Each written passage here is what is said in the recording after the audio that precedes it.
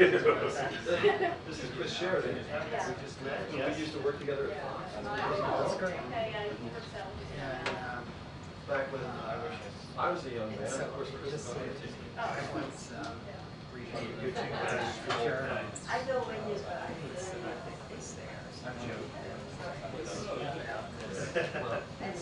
and now, look at you now. What's become of this? How do you got yourself this? It's surprising in a way. They sent me a press conference. So you look at they just sent me and said I might be interested. So I got it. I said, please, oh, really? Yeah. Although I think I do join it.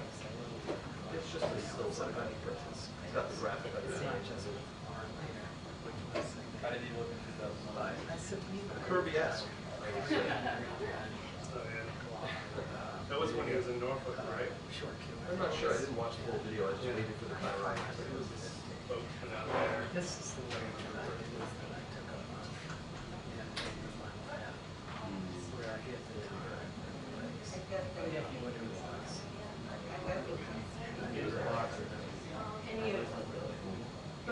Yeah. Yeah.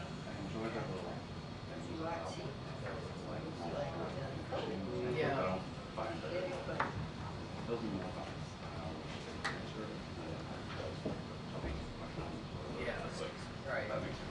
Yeah, because I guess they're part of political science and does that kind of stuff. Because they're not here. And so, you know, they want to do numbers. And so those things they can count. They don't count people. And they can't count. So I count people. Because it's a back and forth. So I count people. Although I certainly on that 1.5 net where he went for an hour and 57. Oh, yeah. That one was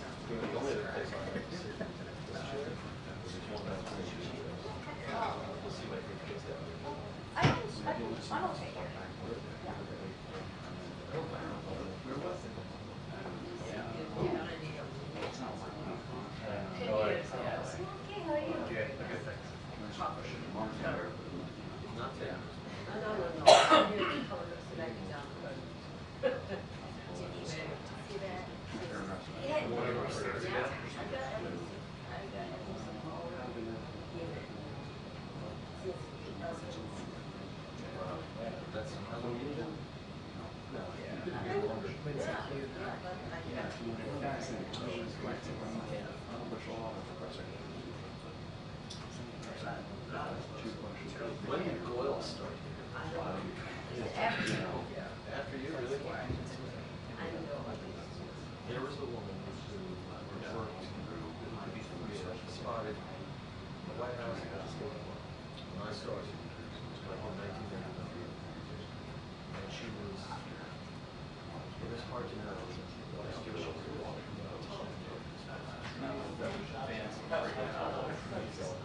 She went back to the next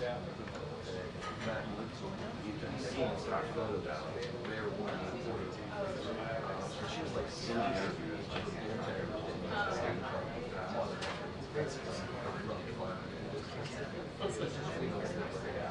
hello? Wow, that's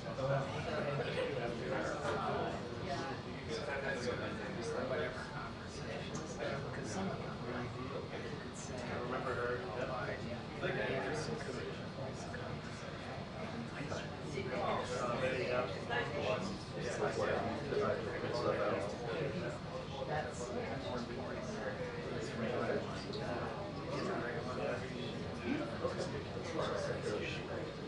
I'm at the White House.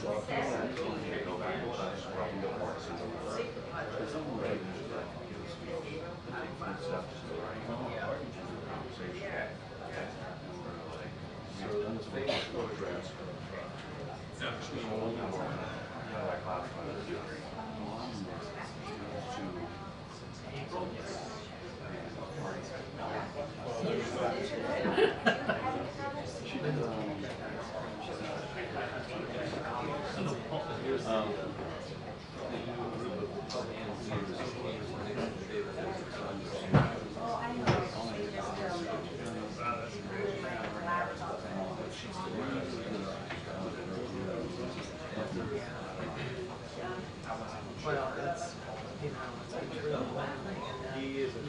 started hanging out. Well, no, not that he works at his house. When there's because I classify them as interviews because over the years you can see how interviews selections what is an interview changes over time. So I wanted instead of just exactly the same things count, same thing press conferences or given days. How does it change over time?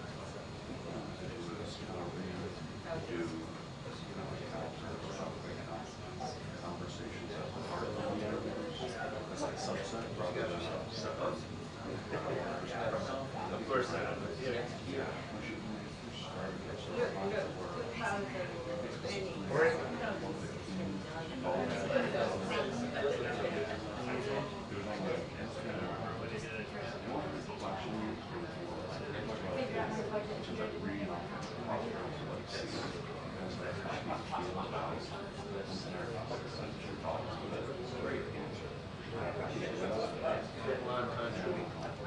That's what he said to me.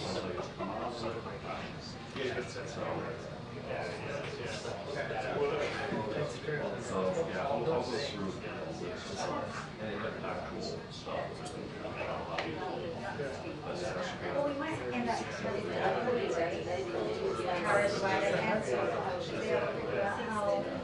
with how the Trump whoever satellite No fun.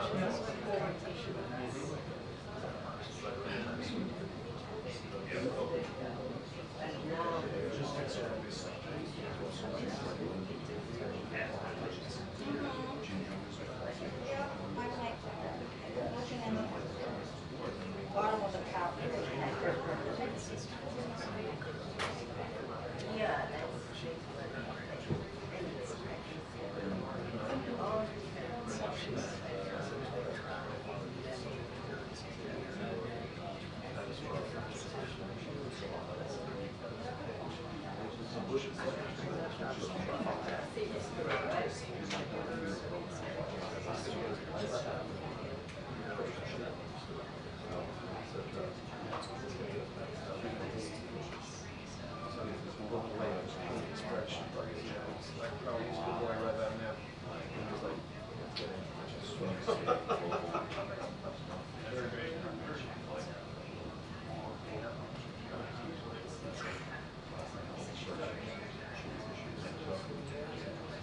That's good now that she's, well, once she becomes a,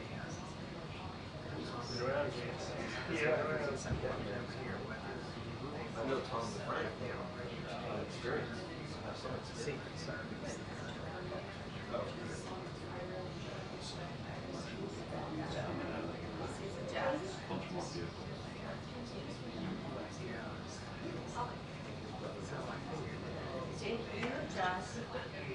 That's what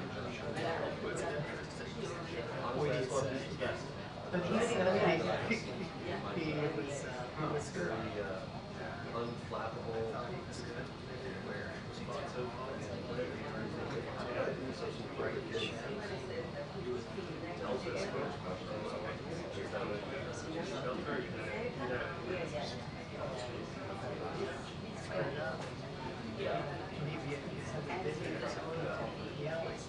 He just never could be converged or it or hitting the ass out of something like Jake Paul. But is it illegal? Never made himself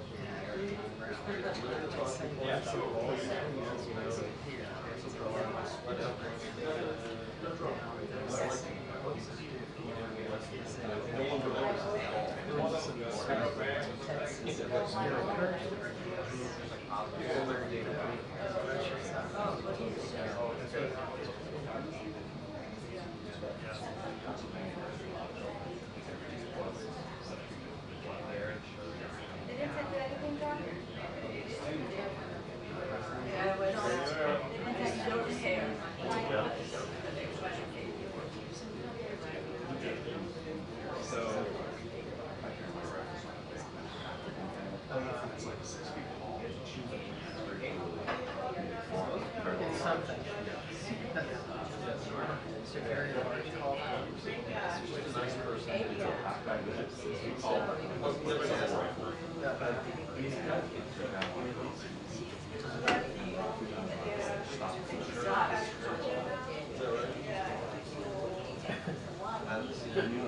Oh, they're making a lot of money.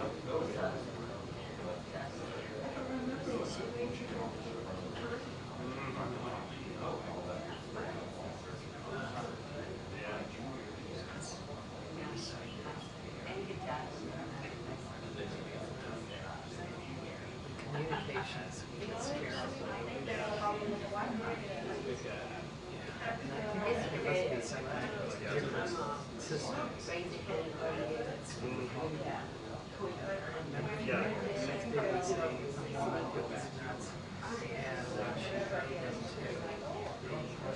So that's that. Okay, that's sharp edge tree. That's not so bad. And then when I touched her, she You could also sit down until someone takes tea.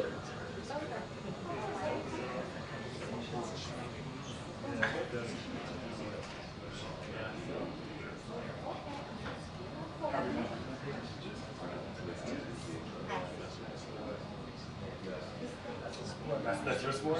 That's your score.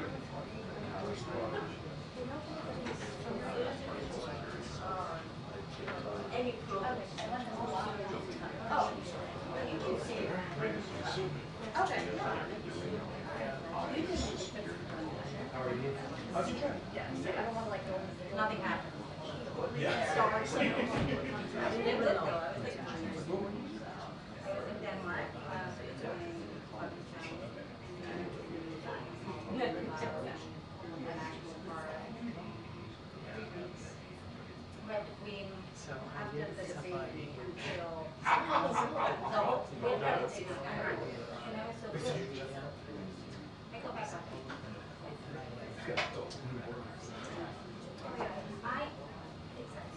That's what they.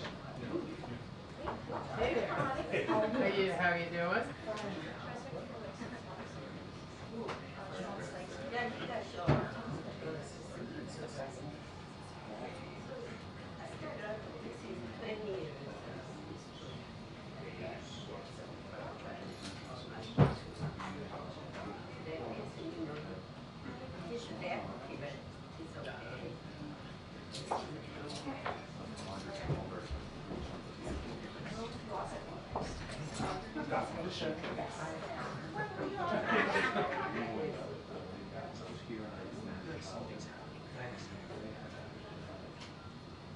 Yeah, no, it's funny.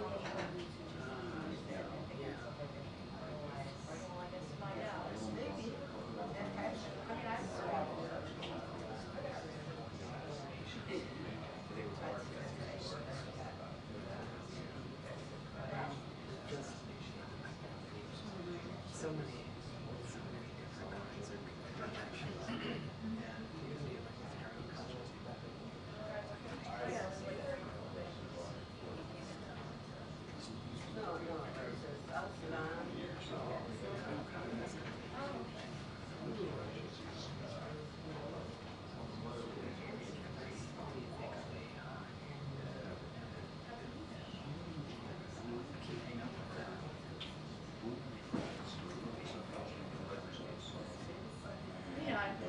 usually like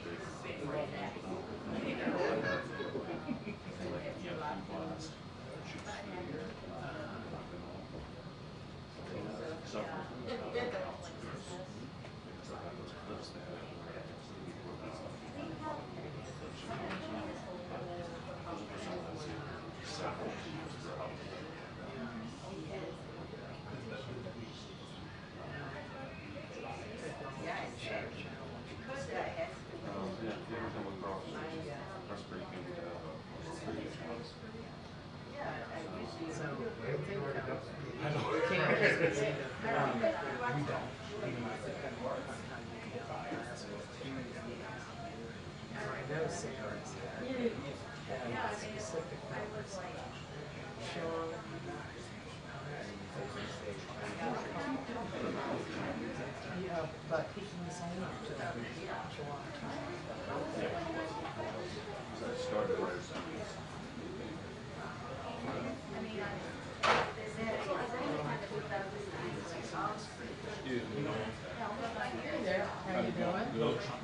Trying to get out of there before she comes.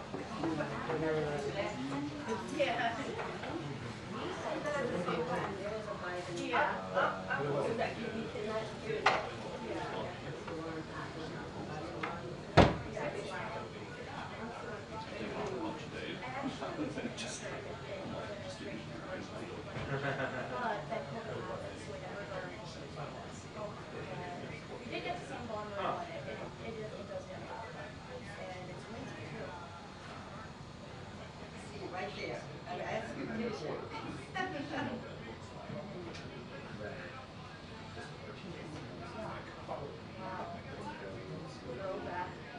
Yeah.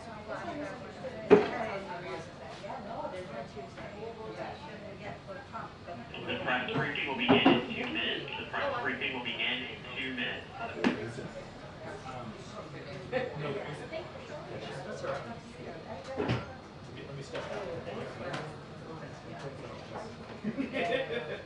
So meaning, you heard they just announced 2-minute warning, right? So now White House send that information to Ms. Wallace, your name, and make sure it's just what they were. They went to the lot. Because it's my cool day. Nothing ever happens on my cool day.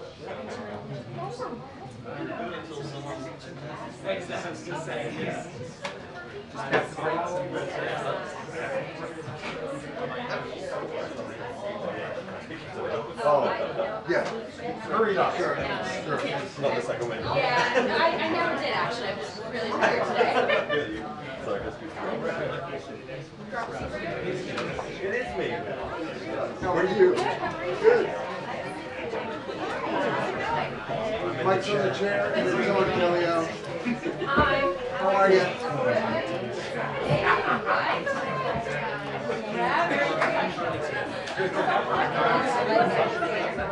Yeah, if you don't go,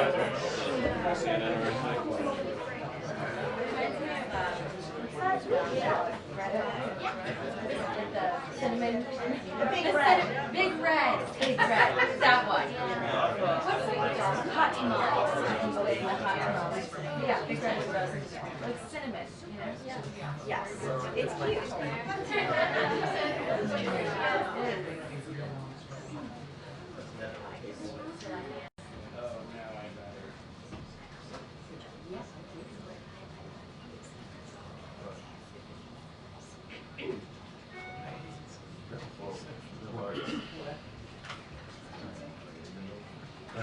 I'll take it. Don't worry about that. Good.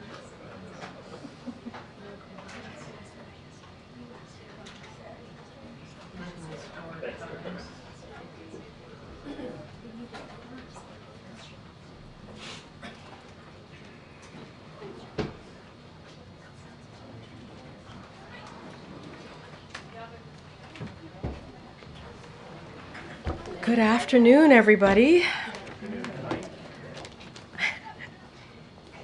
So many jokes. But, No, it's just you and Jackie are matching. oh, okay, Jackie, all right, got the memo. So I want to start by saying that today is the Biden-Harris administration 500th briefing. Yay. I know you guys are excited. And then from now until the end of our term, we will do 500 more. I'm just kidding. Can you imagine? Anyway, guys, all kidding aside. So we've shared a lot of moments together and important exchanges. We are proud to be a White House that understands the importance of the role you all play. As President Biden has said, a free press is a pillar of our democracy. And so really happy to do this exercise with you almost every day from here, from this podium behind this lectern. And really, the freedom of the press is so incredibly important. And I think what we do almost every day shines a light to the world of how democracy works. And so thank you all for participating in that. And we appreciate the journalistic work that you all do. Today, the Senate took a major bipartisan step forward in making our kids safer online As our nation grapples with an unprecedented youth mental health crisis, there is undeniable evidence that social media and other online platforms have contributed to it. As the president said today in his statement, our children are subjected to a wild west online with virtually no limits of regulation, and it's past time to address that. It's exactly why he has made tackling the mental health crisis a key priority of this unity agenda for the nation. It's an issue that cuts across politics and affects red states and blue states, and it's why the administration has invested historic resources, launched new tools to ensure people can get the help they need, and has consistently called on Congress to work together in a bipartisan way on solutions. This bill does what the president called for in his first State of the Union address. It strengthens privacy protections, bans targeted advertising to children, and demands tech companies stop collecting personal data on our children. As the president said, our kids have been waiting too long for the safety and privacy protections they deserve, and which this bill provides. And he is pleased with the overwhelming bipartisan vote in the Senate and encourages the House to send this bill to his desk for his signature without delay. We continue to pray for the thousands of Americans under mandatory evacuations orders as wildfires continues to devastate communities across the western United States. The president has been briefed on the fires, including the Park Fire in California and the fires in Oregon. As of July 30th, over 7,000 federal personnel from the U.S. Forest Service and the Department of the Interior are on the ground across California and the Pacific Northwest, helping fight the blaze and keep people safe, including more than 620 personnel assigned to both the Park and Boreal fires in California. Numerous firefighting air tankers are flying fire suppression missions as conditions allow, and the Department of Defense has mobilized 4 of its C-130 modular airborne firefighting systems to support fire suppression efforts. DoD has also begun training National Guard troops should they be requested by governors to assist with fire suppression.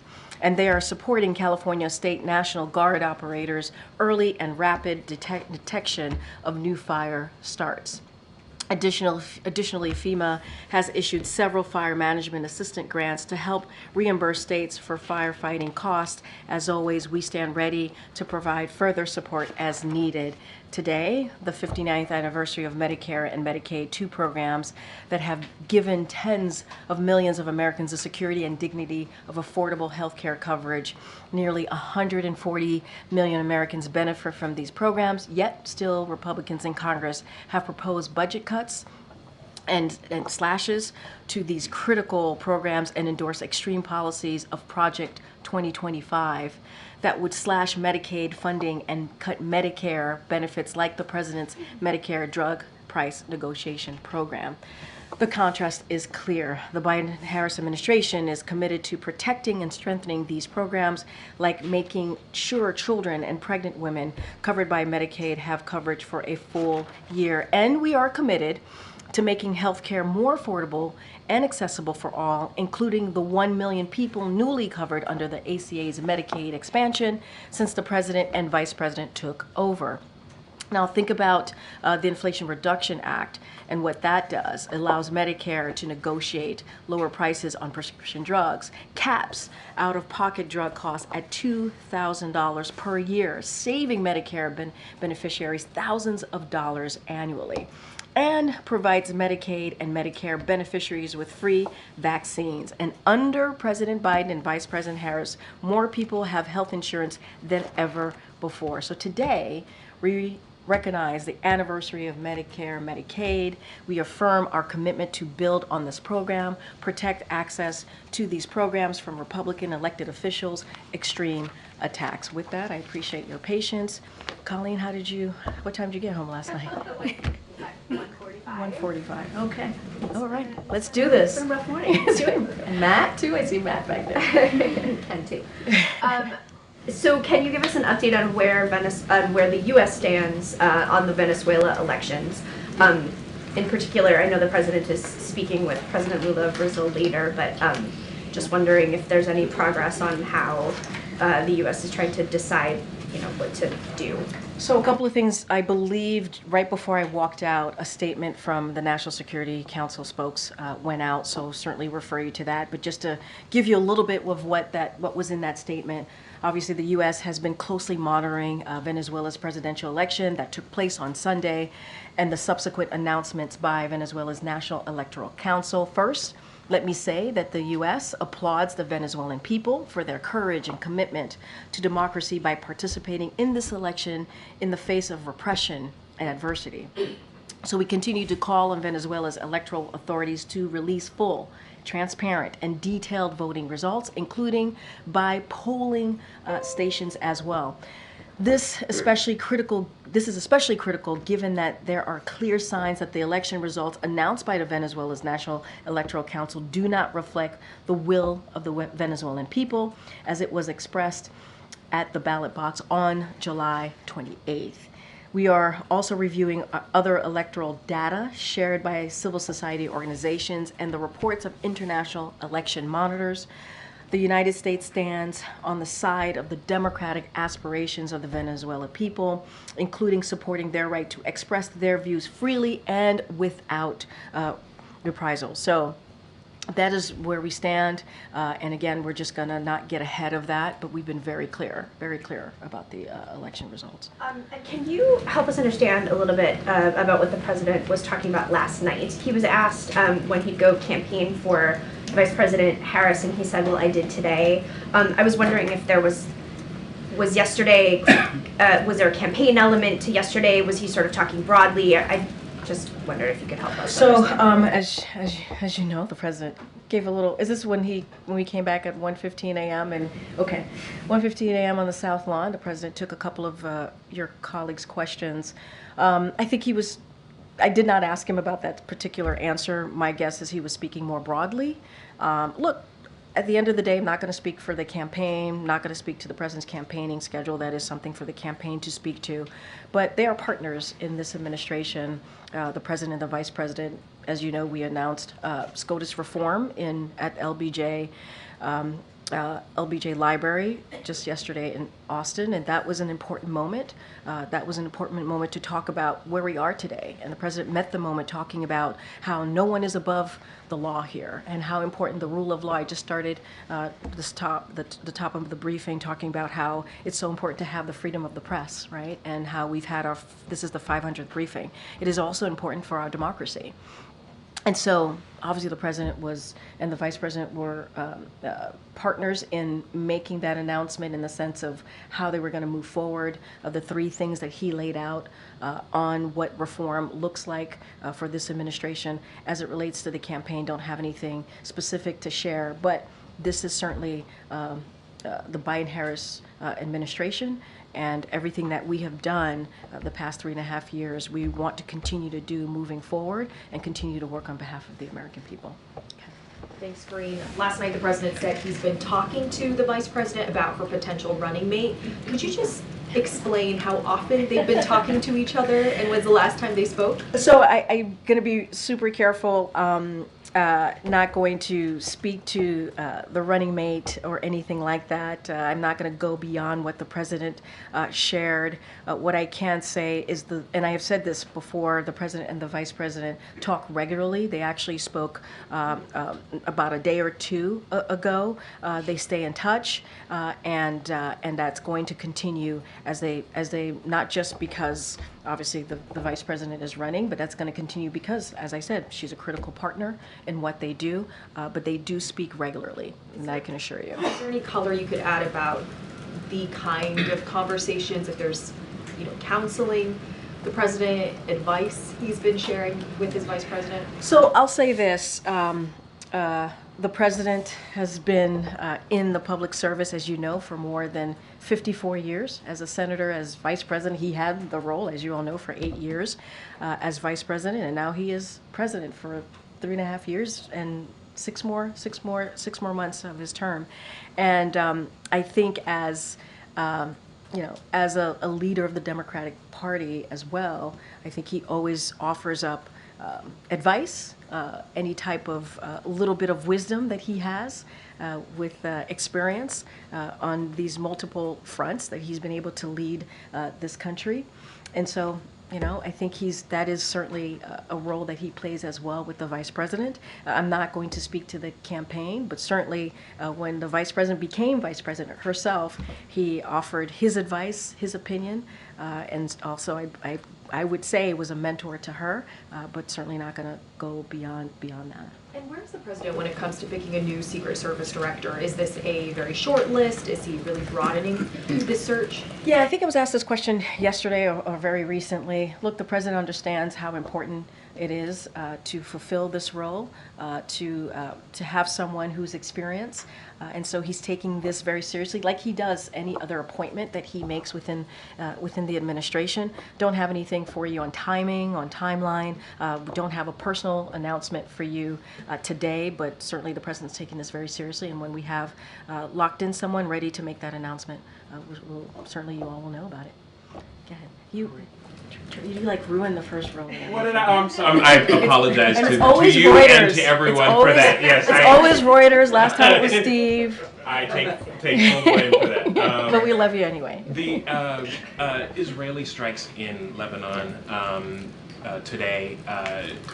Do you view them as escalatory? Do you think they're an appropriate response to what we saw previously? So obviously we are aware of the reports out there that the IDF just conducted a strike against Hezbollah in Lebanon. And I leave it to Israel to speak for their own military operations. I do not have an immediate comment as this just happened. Literally just happened a few minutes before I walked out. So I'm going to leave Israel to certainly IDF, as they have been doing, to respond to this, and just don't have an immediate comment at this time. And then just to follow up on Colleen's question earlier, the Lula call today, is I'm sorry, Carlene, I didn't touch on that. Is there any expectation that there's going to be some prep as far as sanctions are concerned, or what is the Venezuela content of that? Oh, okay, so let me just say, and I think we shared this with all of you, that the president was going to be speaking with the president of Brazil, and so they're going to discuss a number of issues, and like we normally do, we will certainly have a readout for all of you. So look, we are, as it relates to Venezuela, we are obviously in the process of evaluating the Maduro and his representatives due next, and we will respond accordingly. And so while I have nothing to announce today as it relates to sanctions or moving forward, we will continue to assess our calibrated sanctions policy towards Venezuela in light of overall U.S. interest, the actions and non-actions that are taken by Maduro and his representatives, and the overall direction of our broader U.S. Bilateral engagement with Venezuela. And so again, don't want to get ahead of where we are at this time. Go, Dan. Thanks, Karine. Just going back to Israel, if I may, Kirby said yesterday that fears of an all-out war between Israel and Hezbollah were exaggerated. Is that still the White House's assessment after today's strike? So we do not believe that an all-out war is inevitable. That is not something that we believe, and we believe that it can still be avoided. This is a president, as you've watched him the last 3.5 years, he believes in diplomacy, diplomatic solutions, especially as we're talking in this moment along the blue line, that is true as well. And so, and that will end these attacks if we have some diplomatic kind of solution from Hezbollah once and for all, and allow Israel and Lebanese citizens on both sides of the border to return to their homes and live in safety. And that's what we want to see. So that's what we believe. There's a diplomatic solution here, and that's what we're trying to get to. And will the White House be reaching out again to Israel in the wake of this strike to? So look, I don't have any, again, immediate reactions to this or immediate comments from us on this. We regularly talk to our counterparts here, regularly talk to our Israeli counterparts, our government, our counterparts there, and so that will continue. That is a regular daily conversation. I just want to be really mindful. I just don't have an immediate comment to today. Karine. Thanks, Karine. So what reason do you and the president have to believe that there is a diplomatic solution here? Because we have to continue to be optimistic here. I think it's important to have a diplomatic solution. We do not want to see an escalation. We do not want to see an all-out war. Those conversations happened, the diplomatic conversations. Obviously, I'm not going to get into private discussions from here, but it is important. It is important for the people of Israel. It is important for the Lebanese people to live in safety, to get back to their homes, and that's what we want to see. And then following up on something else the president said yesterday when he was asked about Supreme Court reform. Yes. What did he mean when he said that Speaker Johnson is dead on arrival? So look, he actually addressed this right in his speech, in his remarks. Yesterday he went right to it and talked about how his idea basically was dead on arrival, the speaker's idea. He actually talked about it, and he said what the speaker, he reiterated what the speaker said about the Scotus reforms announcement, and then he said that his idea was dead on arrival. So I would just refer you to the president himself and how he addressed this directly during his remarks when he was at LBJ Library. So he misspoke? I don't think he misspoke. I think he cleared what he meant specifically so people understood. I would not say he misspoke. I think initially when he said, I think that's what he is. Look, let's be very clear. He spoke while he landed, after we landed, getting off the Air Force One, and he gets shouted questions, and he responded. He just wanted to be really clear what he meant by dead on arrival. You've been there. You know how it happens. He goes back and forth. People can't really hear him sometimes. He can't hear you all, and that is something he wanted to make sure he was clear on his statement. But that was always his intent when he answered that question. Thank you. Yeah, gotcha. Thank you, Karine. Is this Supreme Court proposal just an election year gambit? I will say this. I think if you read the Washington Post op-ed that the president put out yesterday, if you listen to his speech, he was reacting to what Scotus has been doing over the past, not just past couple of weeks, but certainly the last 2 years, starting from Dobbs and so many other important decisions that have come out of the Supreme Court. The Dobbs decision certainly was something that we talked about just 2 years ago, and he had a commission to take a look at the Supreme Court. He certainly appreciated the commission and what they did and the work that they've done. But when you have, a Supreme Court, and the president actually gave examples, right, of what the decision of immunity that they made recently, what that means for the president of the United States, and what we're seeing right now is not normal. And majority of Americans agree with us, right? What we're seeing that the Supreme Court is not normal. And the president spoke to that at length. He went to the LBJ Library because of the historic nature of that library, the 60th anniversary of the Civil Rights Act, and there's so much here that's at stake, and so that's why he wanted to do this. This is about the right thing to do. This is about meeting the moment that we're in. This is about reacting to what the Scotus did. He said in his op-ed, American democracy is founded on the rule of law.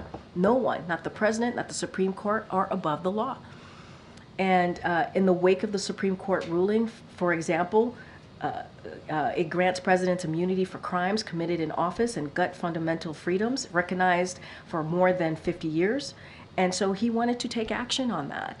And, but why would he not then read in top Democrats, including the Senate Judiciary Chair, about this effort? Here's the thing. Majority of Americans want to see this. They want to see some form of reform. And the president is certainly want to make sure that he is aware we're majority of Americans. I will say, and I talked about this a little bit yesterday when we were in a gaggle, a range of conservative legal experts and Republican elected officials have voiced support, for example, term limits, which was part of what the president laid out yesterday. For example, last year, a bipartisan group of legal experts, including retired judges and Charles Fried, Ronald Reagan's Solicitor General, endorsed term limits for the Supreme Court. Stephen Calabrese, the chairman of the Federalist Society, who served in the administrations of Presidents Reagan and George H.W. Bush, he also endorsed term limits. You had Marco Rubio, a senator right now, right, a current senator, endorse this as well, along with other congressional Republicans. So there is bipartisan support for this. I'm trying to understand how we got to this in the last week, because you brought up the president's commission, his commission also found on term limits that a statutory change for term limits, for instance, would be inherently unstable, underscored constitutional doubts, said that the composition would generate greater uncertainty and distress. The president himself, on the campaign trail in 2020, said about term limits, presidents come and go, Supreme Court justices stay for generations. I'm not trying to change that at all. That was 2 different days he spoke to this. So how did we get there? First of all, he appreciates the commission, he appreciates the work that they've done. Their job was to give the president some thoughts and ideas, and obviously the president makes the final decision on how he wants to move forward. We have to look at what the Supreme Courts have done. Wait. That was 2021. You gotta let me answer the question. I'm not done. Let me finish the question. In the past several weeks, the actions that the Supreme Court has taken in undermining democracy and the rule of law, that's important. The president felt he needed to address this. Remember, we were supposed to go to LBJ Library 2 weeks ago. And we went 2 weeks ago this past Monday, yesterday. And so the president still wanted to move forward, still wanted to make sure he addressed this important issue. I mean, just look at what the Supreme Court has done these past few weeks. Endorsing eliminating the filibuster then? I mean, look, he laid out the 3 ways that he wants to move forward. We're gonna have hopefully a healthy debate with Congress on what this is gonna look like. This is gonna be legislation that we wanna move forward with. And I will say this, one of the reasons the president ran in 2020 was because of what he saw in Charlottesville, was because of the fear of, wanting to make sure that we protect the soul of our nation. That was part of it. And just look at what's happened, the last several years and the actions that the Supreme Court has taken. I mean, this is a president that was on the Judiciary Committee for almost the 36 years that he was president, right? If you think... Yes, on the filibuster? No, I actually answered this. I said, we're going to have a healthy debate with Congress on what this is going to look like. The president laid out the 3 ways that he sees moving forward. There's not going to go beyond those 3 measures that he's laid out, but we're going to have a healthy debate, and that's what's important here. Filibuster's no question. I just said, we are going to...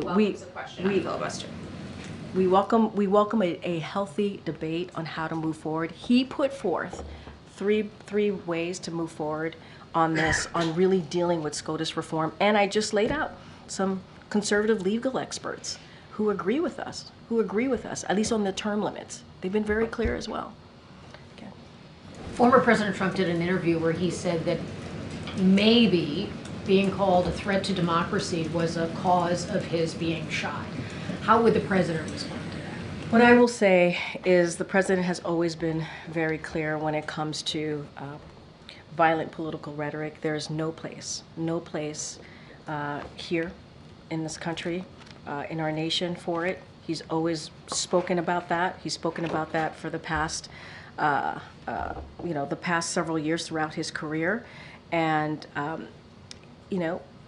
right after the assassination attempt, the president said, he even made an address in the Oval Office and talked about lowering the temperature. He talked about getting to the bottom of this, having an independent investigation, and how important it was to do just that. And I talked about Charlottesville. We saw how the president spoke against January 6th. The day that, and I remember this, the day that January 6th happened in 2021, the president was then president-elect. He was supposed to talk about the economy. He took that opportunity to denounce what happened. 2,000 people went to the Capitol. A mob went to the Capitol. Officers, law enforcement officers were harmed. Some of them lost their lives afterwards. And he condemned that. He condemned the political violence. And they were doing that because they were trying to overturn free and fair elections. When Paul Pelosi was attacked by a hammer, the president also spoke out about violent political rhetoric and where we will,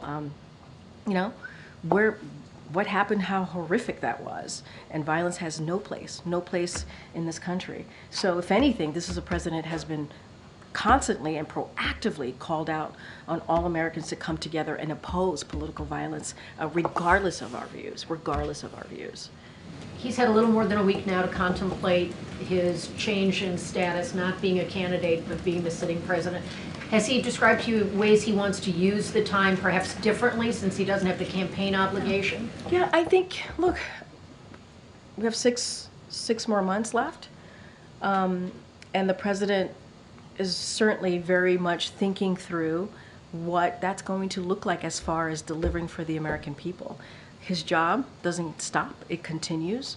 We've had an unprecedented record for 3.5 years on things that we were able to accomplish, whether it's the economy, being the strongest, having the strongest economy in the world, leading the world, whether it is foreign policy, making sure that we are, again, rebuilding those relationships with our partners and allies. That's something that he's been able to do.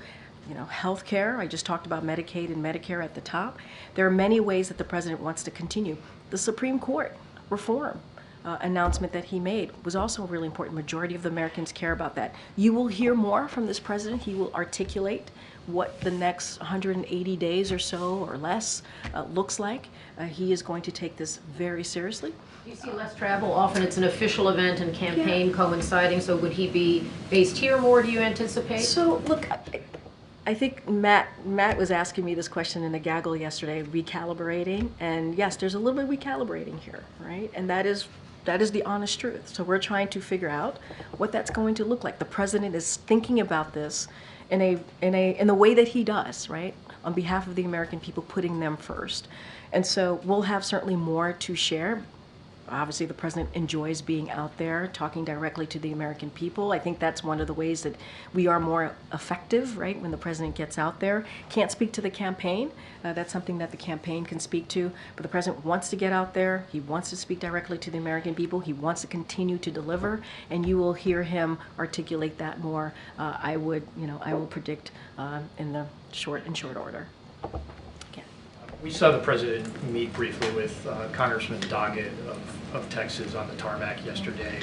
I wondered if he just had a readout of that conversation, given Doggett's status as the first Democrat to call for him to withdraw. And just broadly speaking, just is the president's relationships with some of these members affected by them if they were among the 30 or so to call for the president to withdraw before his decision? I mean, you kind of answered that question yourself. President Doggett was there on the tarmac reading the president.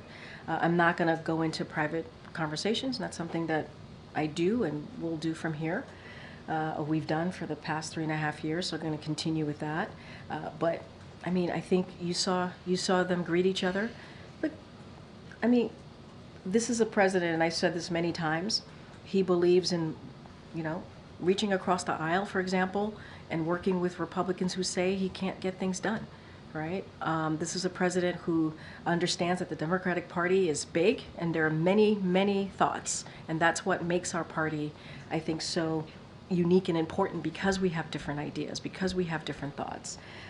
And the president understands, they had their opinion. There were Democrats who had their opinion. He obviously had his. And he appreciated we were able to have an unprecedented historic record because of the relationships that he's had with these Democratic members. I don't think that will change. I don't think that will change. Going back to the Venezuela. Are you new to the? Yes. Oh. Stephanie. Hi, Stephanie. Hi, Stephanie from Bloomberg. Nice to see you. Is this your first time in the briefing room? Not my first time. Okay. But I'm asking a question. Oh, so okay. Thank you for that. All right. Here we go.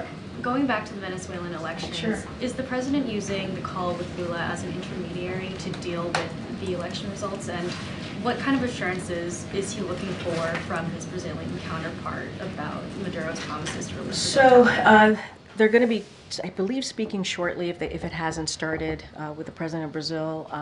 They're going to talk about a wide range of issues. Obviously, we'll have a readout. Don't want to get ahead of that conversation, ahead of that call. I think I have said before, and we have said here, that the world is watching. We're not going to get ahead of the process. I think you saw the statement from NSC spokes. You heard what I said at the top. And so, and I'll add, other leaders across the country has also called on a full and detailed tabulation votes to be released. And so we've expressed our concerns and not going to get ahead of the readout that's going to come out from the president after his conversation with the president of Brazil. But the world is watching, certainly. Does the administration have a reaction to the arrest of Venezuelan opposition figures? Look,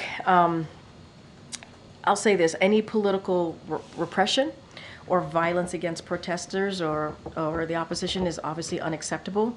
The United States supports the democratic aspirations of the Venezuelan people and their right to express their views freely and without reprisal. And so that's where I'll leave it there.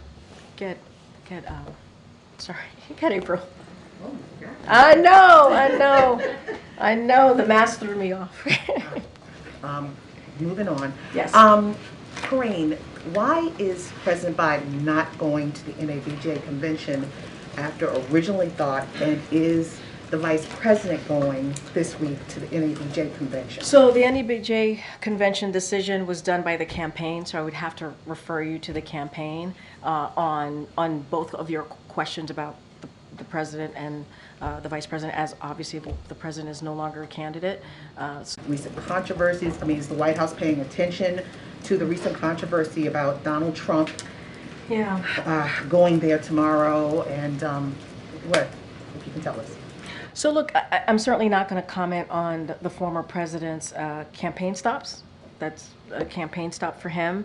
And the NABJ, they make their own decisions on guests, so certainly that's for them to speak to. What I can say more broadly about us and how we as an administration, taking away the campaign just as an administration, what we've done for the last 3.5 years, we appreciate the importance of speaking to all Americans, including African Americans, Black Americans as well. That's why we have always been very, very direct and very focused on speaking to both local and national Black-owned outlets. That is something that not just the president and the vice president has done. Many of his senior folks have done as well, senior White House officials.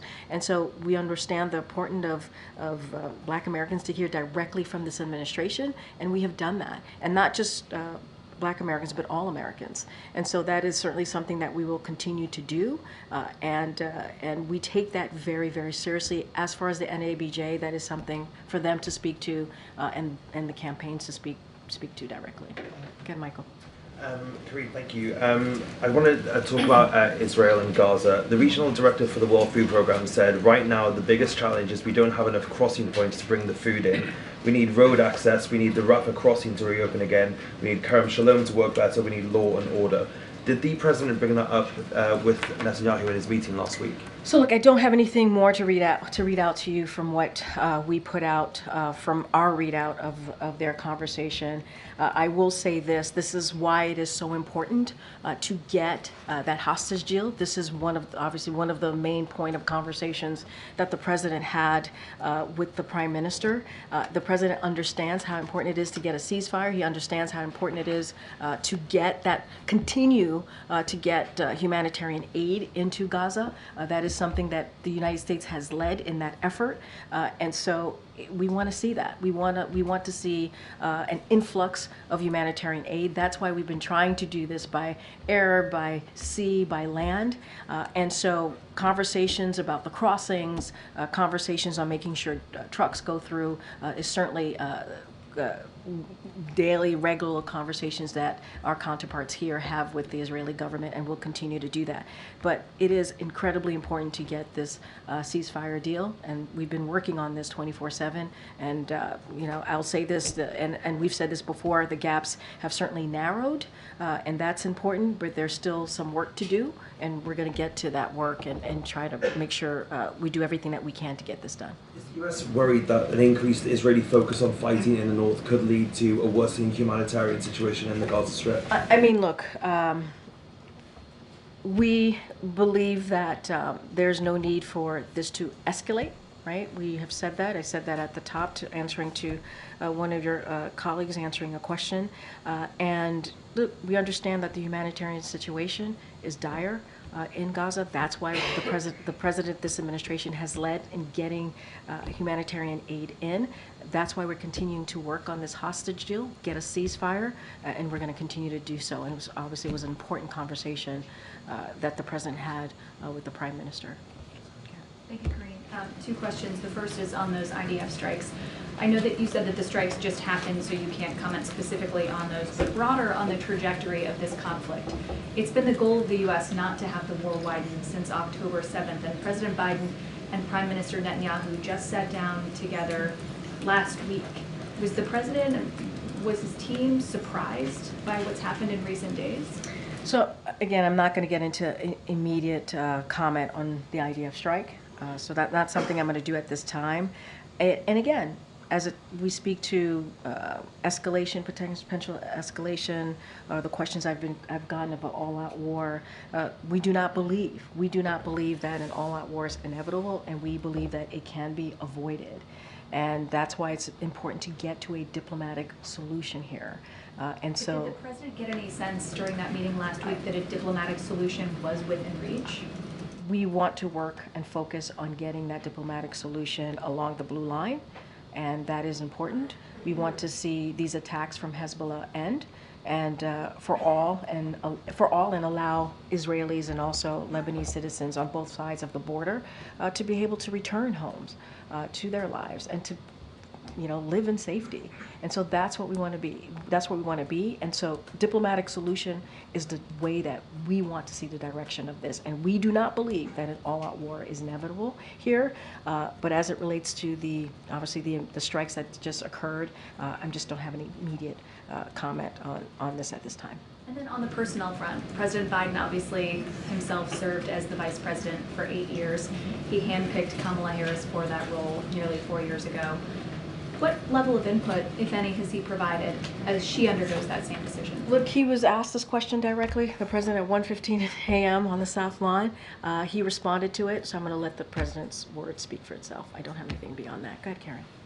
I'm going to try this, and knowing that you can't answer, but I'm going to ask you if you can answer it from the president's perspective, how he feels about the vice president's first week plus out on the campaign trail.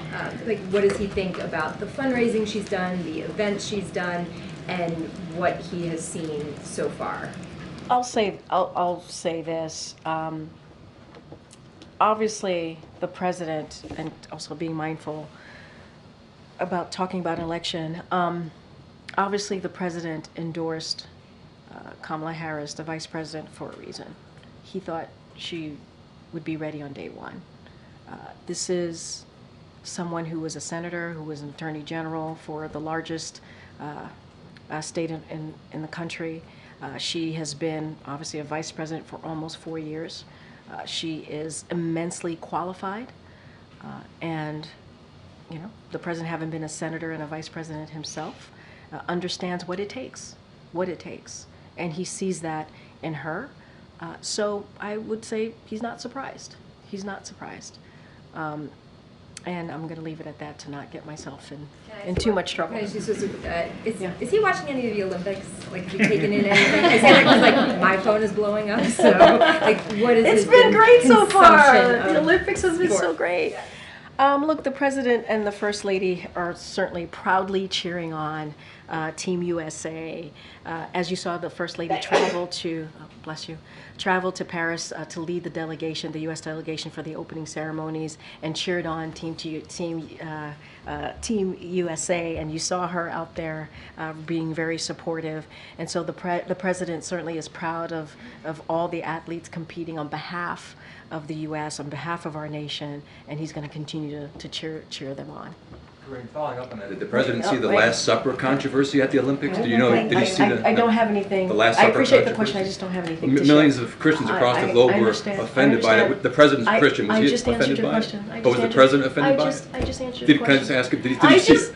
I don't have anything else to add. Did he see it? Thank you so much. A couple of foreign policy questions, but just to follow up on Jackie's question. If Supreme Court reform does not pass, and it seems unlikely under this Congress that it will, what does the president hope his effort will accomplish? Is it to get the American people used to the idea of the need of reform? Is it a message to Justice Roberts? What does he think this would lead to? I will say majority of the American people support and want to see reform, right? They want to see this. This is where majority of Americans are.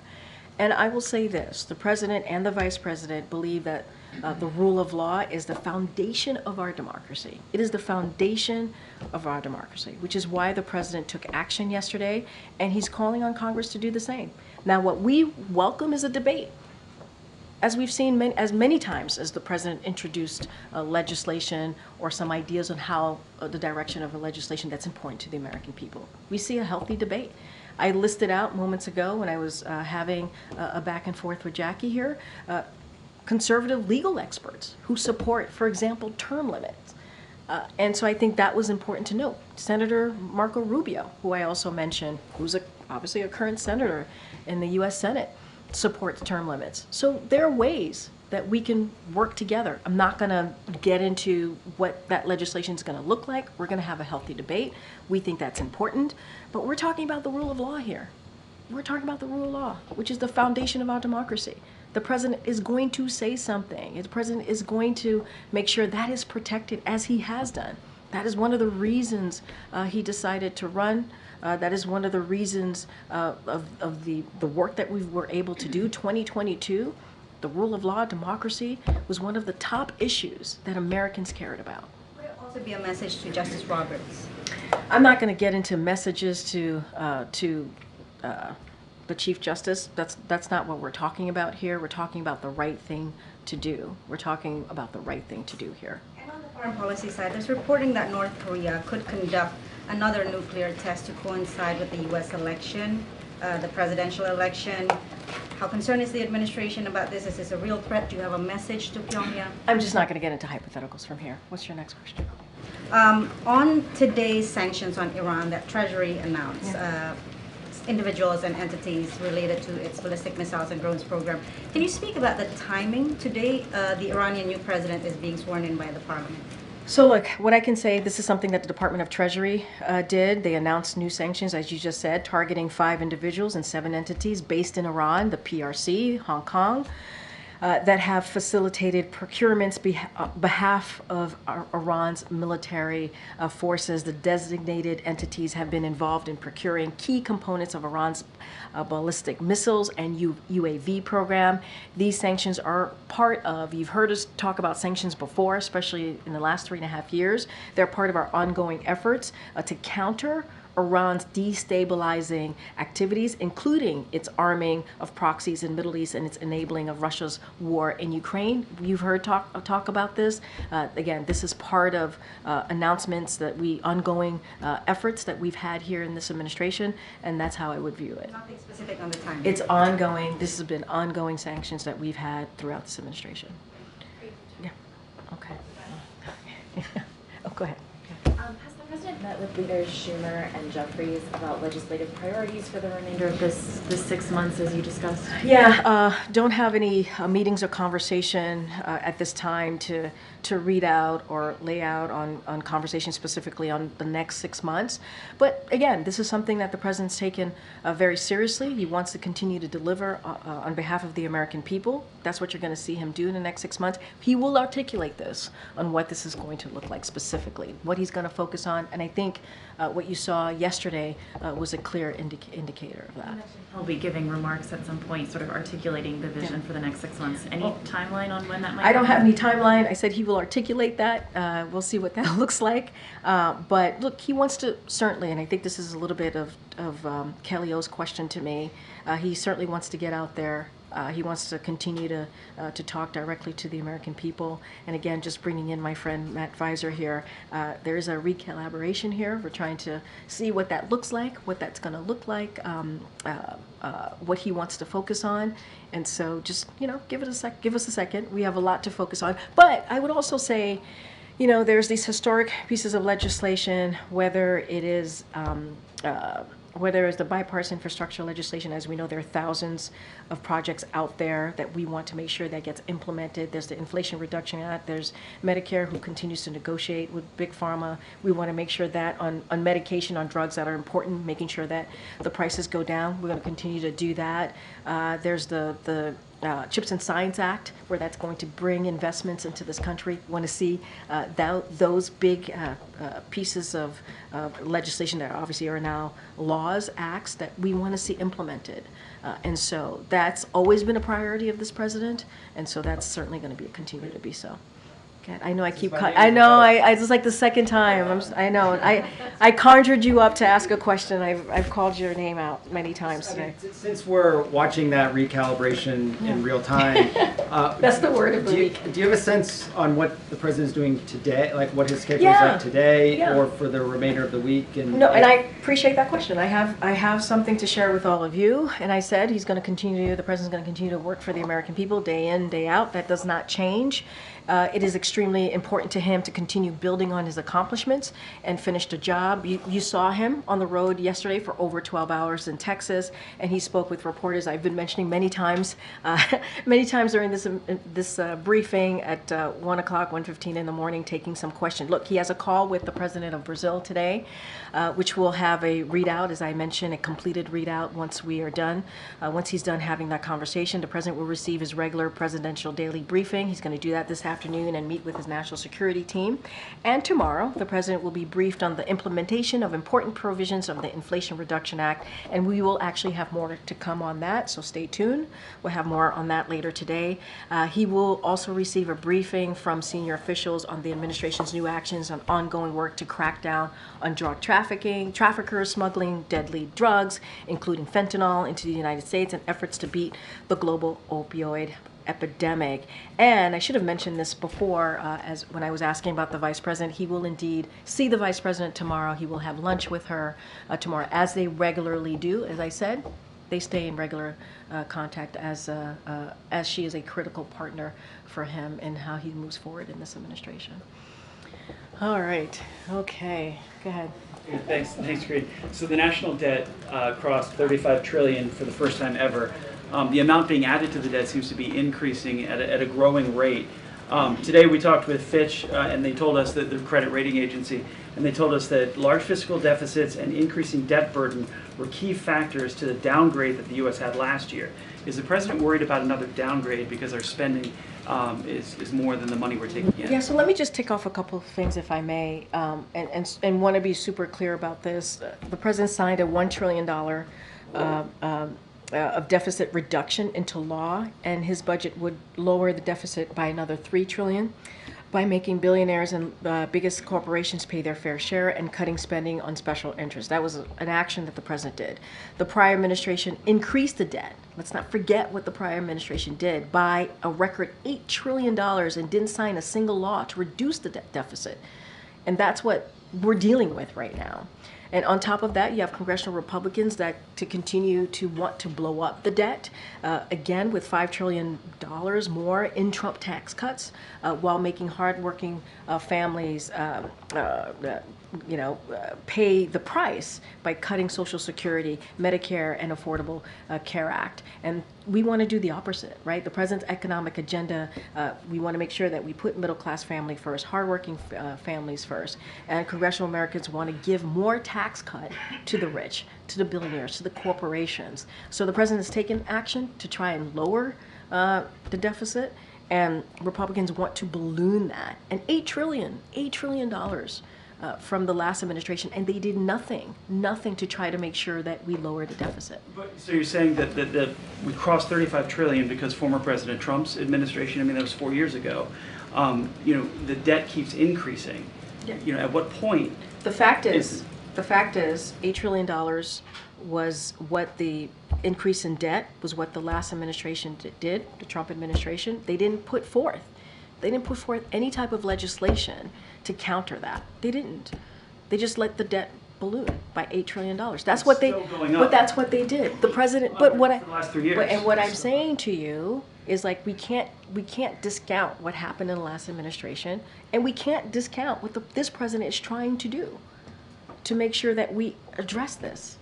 $1 trillion in deficit reduction into law. That's what the president signed. And that would lower the deficit by another $3 trillion by making billionaires and the biggest corporations pay their fair share. Republicans are offering the opposite of that. So I think policy matters. What we've been able to get done matters. I'm not discounting what you're saying. I'm just saying the president is actually working to lower the deficit, and Republicans want to do the opposite. That is where we are when we think about the policy. That is where we are. And I think that matters as well. I know I have to get going. Go ahead, sir. Thanks, Karine. In the beginning, you mentioned the importance of press freedom, like the case of Evan Gershkowitz, Austin Tice, Yu Yudong. We see that the press freedom itself is extremely important issue worldwide. In the case of Mongolia, considering the fact that the foreign minister of Mongolia visited just 7 days ago, it seems like there's an increased fear of the degradation of press freedom within the country. In the case of Unertetsek Naran, Mungpar Cholendorj, it is a big concern. With the increase of U.S.-Mongolia relations in the upcoming future, is the issue of press freedom going to be mentioned a lot more into the conversation? And then also at the same time, given the fact that it seems the Kremlin or Beijing influence has reached into the country, would this be a point of concern for the Biden administration? I think the last point, we've spoken to that at length about certainly our concerns. Look, when it comes to the freedom of the press, this is something that the president is never afraid to talk about with any world leaders or leaders more broadly. And that is something that he has done. He's had those conversations. He certainly has said it publicly, and what he says publicly, he certainly says privately. Not going to get into specifics of conversations of that particular relationship, but he understands. He understands the importance of the freedom of the press.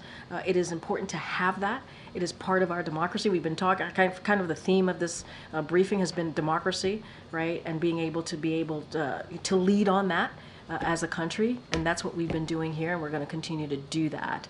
And again, he's going to have those conversations. He's going to say what we're saying publicly, certainly privately as well. All right, guys, I'll see you tomorrow. Thank you, everyone. Thank